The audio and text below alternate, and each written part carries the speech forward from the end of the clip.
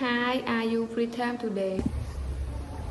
Yes, today I have some free time. What happened? Today I want to make food for dinner. Okay, now I'm getting hungry.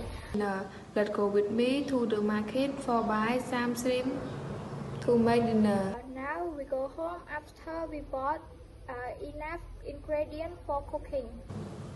Okay, let's go. We need a pot to cook shrimp. Then we put the shrimp in the pot. Then we boil the water. Then the shrimp in the pot. 1-2 minutes.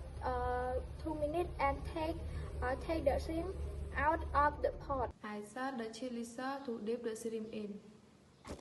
Now that it is cooked already, let us start eating.